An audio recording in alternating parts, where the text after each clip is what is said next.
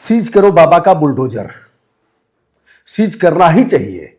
बाबा हो, छोटे बाबा हो, बड़े बाबा हो, नेता प्रतिपक्ष हो, जो भी हो, यदि विधि की अवहेलना कर रहे हैं तो कार्रवाई होनी चाहिए। अब देखिए ना, बाबा के रोड शो में 50 बुलडोजर, मैनपुरी में 50 की संख्या में बुलडोजर, और बुलडोजर पर चढ़े हुए हैं लोग, जिससे ऐसे जो मिट्टी निकालता है, भरता है, उसमें बैठे हुए हैं लोग, ऊपर चढ़े हुए हैं, हुड पर है। अरे भैया, बुलडोजर एक चलाने वाला होगा, बहुत होगा तो एक सीट होगी बैठने वाले के लिए, नहीं तो एक ड्राइवर ही रहता है, उसमें जगह नहीं दिखती। लेकिन बुलडोजर एक मानक हो गया है।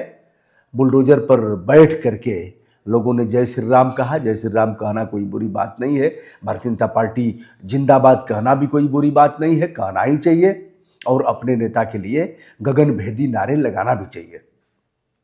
कार्यकर्ता हर दल की रीढ़ होता है। कार्यकर्ताओं के बदौलत ही सारे चुनाव संपन्न होते हैं। कार्यकर्ता बूथ पर लड़ता है, झगड़ता है, वोट निकालता है, लोगों का व्यंग बाण सहता है, और फिर नेता के लिए सब कुछ करता है।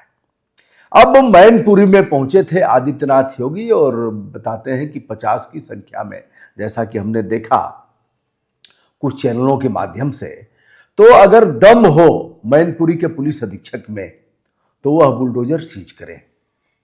इलेक्शन कमीशन ऑफ इंडिया से भी मैं कह रहा हूं, बुलडोजर रैली के लिए है, बुलडोजर का प्रयोग रैली में होगा। अरे ट्रैक्टर से हम लोग पहले बारात वरात जाते थे, ठीक है, चल जाता था, है कृषि कार्य हेतु है, लेकिन चल जाता था पहले। हम तो बहुत ट्रैक्टर से बारात किए हैं। अब बुलडोजर का काम, लेकिन अब बुलडोजर एक मानक है, बुलडोजर एक विशेषांक बन गया है, और मुख्य रूप से आदित्यनाथ योगी जी के लिए वह संहार विध्वंस का सूचक है, अथवा सृजन का। यह सृजन का भी है, विध्वंस का भी है, दोनों काम। जैसे ब्राह्मण बरही भी कराता है, तिरही भी कराता है, दोनों काम कराएगा। तो यह दोनों काम के लिए है, लेकिन विधि सम्मत तरीके से। अब रैलियों में बुलडोजर का प्रयोग जिस तरह से हो रहा है, खामोश है इलेक्शन कमीशन ऑफ इंडिया। नहीं करेंगे कार्रवाई, करके दिखाइए ना। तीनों लोगों को कह रहा हूं, तीनों जो चुनाव आयुक्त हैं उनसे कह रहा हूं कि इसको कार्रवाई करके दिखाइए, एक्शन करिए। आने वाला समय में प्रकृति माफ नहीं करेगी, लेकिन नहीं करेंगे आप। और मैं वहां के पुलिस अधीक्षक से कह रहा हूं, वहां के जिलाधिकारी से कह रहा हूं, मैनपुरी के जिलाधिकारी से, और कह रहा हूं डीजीपी साहब से, मूंछ वाले डीजीपी साहब से कह रहा हूं कि एक्शन लीजिए, कार्रवाई करिए। अन्यथा कभी न कभी आपकी आत्मा आपको झकझोरेगी, आपको कोसेगी, और कहेगी यार मैं कर नहीं पाया। तो दोस्तों, यह रहा मैनपुरी में। अब मैनपुरी में हम चलते हैं। 50 बुलडोजर आज चले हैं, और उस पर रोड शो के दौरान 2.5 किलोमीटर का रोड शो हुआ है। उस रोड शो में इस बुलडोजर का प्रयोग किया गया है। मुस्लिम महिलाओं ने फूल बरसाया है। उधर से, जिधर से मुस्लिम लोगों का कस्बा था, उन लोगों ने भी फूल बरसाया आदित्यनाथ योगी के ऊपर। अच्छा लग रहा है तो फूल बरसाना भी चाहिए। हम भी अच्छे काम की प्रशस्ति करते हैं। कई एक अच्छे विद्यालय हैं, बहुत चीज़ों में सुधार हुआ है, उसके लिए हम कहते भी हैं, बताते भी हैं। सड़कों के मामलों में बहुत सुधार हुआ। पहले जैसे हम लोग हर जगह धान रोप देते थे, जाल डाल करके मछली मारते थे, उसी में भैंस धुलते थे सड़क के गड्ढों में जो जल जमाव था, अब ऐसा नहीं है। बहुत चीज़ें बदली हैं। विद्यालय में अगर देखा जाए, प्राथमिक और जूनियर में, तो बहुत बदलाव आया है। पहले भोजन नहीं बनता था, हर 5 विद्यालय में एक विद्यालय ऐसा मिल जाता था जहां भोजन नहीं बनता था। अब ऐसी स्थितियां नहीं है। लेकिन हर मामले में हम चारण और भाट की भूमिका नहीं निभा सकते। आइए, इलेक्शन कमीशन ऑफ इंडिया पता नहीं क्या करेगा। और आदित्यनाथ योगी ने कहा, सपा ने कल्याण सिंह जी का अपमान किया। वे कहते थे कि राम मंदिर कब बनेगा, और हमने बना करके दिखा दिया। ठाकुर जयवीर सिंह है वहां से, भारतीय जनता पार्टी के प्रत्याशी, जो आदित्यनाथ योगी के मंत्रिमंडल में शामिल हैं। ठाकुर जयवीर सिंह पहले बीएसपी में थे। मतलब सबसे पहले इन्होंने हाथी की सवारी किया था, और हाथी की सवारी करके 2 बार विधानसभा में पहुंचे थे। दोनों बार बताया जाता है कि मिनिस्टर रहे, 2002 में और 2007 में। बाद में इनका मोह भंग हुआ, फिर आ गए ठाकुर जयवीर सिंह समाजवादी पार्टी में, मुलायम सिंह यादव ने इनको सदस्यता दिलाया और फिर यह साइकिल पर चढ़ गए। साइकिल पर चढ़ने के बाद भी 2 बार यह एमएलए चुने गए और दोनों बार मिनिस्टर रहे। तत्पश्चात गंगा स्नान किया और फिर आ गए भारतीय जनता पार्टी में। अब भारतीय जनता पार्टी के प्रत्याशी हैं, तो कोई मानक नहीं रहा दोस्तों, और किस दल में कौन रहेगा, कहाँ जाएगा, कैसे रहेगा, एक ही मानक अब नहीं रह गया कि वर्कर को टिकट नहीं मिलेगा। चाहे जिसका भी वर्कर है उसको टिकट नहीं मिलेगा, चाहे जिस पार्टी का वर्कर हो, इक्का दुक्का कुछ मामलों की बात मैं नहीं करता, लेकिन उसको टिकट नहीं मिलेगा। चाहे जो भी दल हो, वर्कर दरी बिछाएगा, जिंदाबाद करेगा, मोबाइल में नेट पैक को एक भरवा दिया जाएगा, 2 महीने 2.5 महीने उसको खाने पीने की दिक्कत नहीं रहेगी। क्षमा करना दोस्तों, बहुलता में स्थिति यही है। तो ठाकुर जयवीर सिंह, यह रही इनकी स्थिति। अब यह भारतीय जनता पार्टी के प्रत्याशी हैं और अब जो बहुजन समाज पार्टी के प्रत्याशी हैं उनका, वह भी पहले बसपाई थे, बहुजन समाज पार्टी से वे विधायक हुए थे। तत्पश्चात वह हो गए थे, चले गए थे भाजपा में, फिर सपा में, ऐसे होते होते आ गए हैं वह फिर से बहुजन समाज पार्टी में।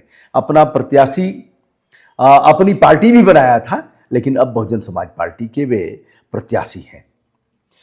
अब अगर देखा जाए तो 1996 से यह सीट सैफई के कब्जे में रही है, मुलायम सिंह यादव के परिवार के इर्द गिर्द रही है। 1996 में मुलायम सिंह यादव पहली बार यहाँ से सांसद होते हैं। 1998 में बलराम सिंह यादव, 1999 में भी बलराम सिंह यादव रहे। 2004 से 2009, 2009 से 2014 तक मुलायम सिंह यादव यहाँ से लगातार सांसद बने रहे। 2014 में वह चले जाते हैं आजमगढ़ और वहाँ से सांसद हो जाते हैं। जब यह सीट खाली होती है तो 2014 में उन्हीं के परिवार के सदस्य, युवा सदस्य तेज प्रताप यादव वहाँ से मेंबर ऑफ पार्लियामेंट होते हैं। मुलायम सिंह यादव 2014 में एक सत्र आजमगढ़ से सांसद रहने के बाद फिर आ जाते हैं मैनपुरी में।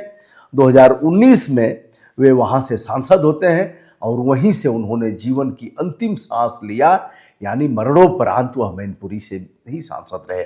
उनकी बड़ी बहू हैं डिम्पल, वह अकेले चुनाव मैदान में कूदी हुई हैं और 2022 का जो चुनाव हुआ था उपचुनाव, तो ससुर जी की सीट पर उन्होंने जीत हासिल किया। इस बार अपनी बेटी अदिति को लेकर वह चुनाव मैदान में इसी धूप और लू में वह चल रही हैं।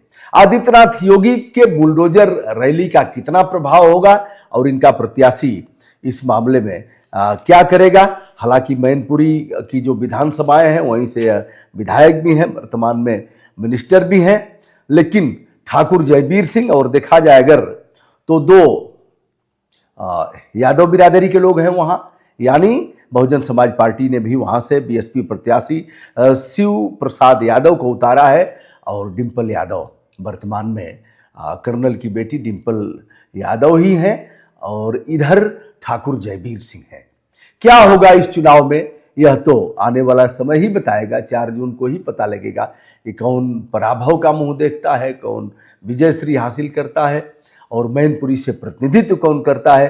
क्या इस सीट को डिम्पल यादव बचा पाएंगी, जो कभी निर्विरोध सांसद बनाई गई थी? भारतीय जनता पार्टी ने भी उपहार में डिम्पल को यह सीट दिया था, निर्विरोध सांसद हुई थी। अब देखना यह है कि बाबा का बुलडोजर जो संहार का सूचक है अथवा सृजन की परिभाषा को आगे बढ़ाता है, बुलडोजर पर कार्रवाई होगी या नहीं होगी, एक बार मैं चुनौती देता हूं मैनपुरी के जिलाधिकारी को, जो जिला मजिस्ट्रेट है, भारत निर्वाचन आयोग के अंडर में उनकी देखरेख में काम कर रहे हैं और यह जिला निर्वाचन अधिकारी भी कहे जाते हैं। पुलिस अधीक्षक का काम है, जहां कानून की अवहेलना होगी, विधि विरुद्ध काम किए जाएंगे, वहां वह एक्शन लेंगे और भारत निर्वाचन आयोग का काम है बगैर किसी भेदभाव के निष्पक्ष रूप से कानून का पालन कराना।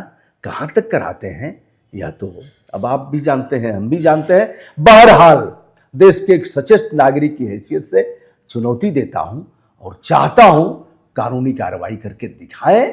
जय जयकार सब करेंगे दोस्तों, मैं हूं ब्रजभूषण दुबे। विनम्रता के साथ हमारा प्रणाम स्वीकार करें।